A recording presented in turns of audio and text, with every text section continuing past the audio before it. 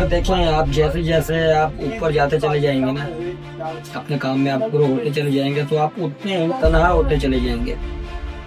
ये बात आप याद रखिएगा, आप उतने ही तनहा होते चले जाएंगे और आपको आपके इर्द गिर्द के रिलेटिव, आपके जो दोस्त, वो आपको बहुत ज्यादा खुश नजर आएंगे।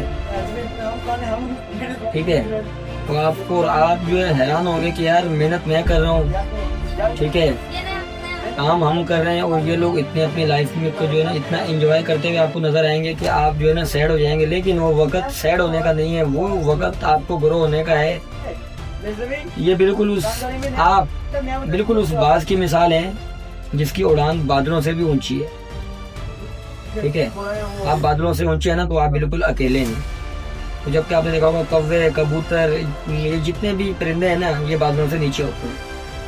तो आपका कंपैरिजन इनसे नहीं है, आपका कंपैरिजन आपका अपने साथ है। आपका कंपैरिजन, आपका मुकाबला अपने नफ्स के साथ है। आपने उससे जीतने, ना कि इन कौवे चिड़ियों से।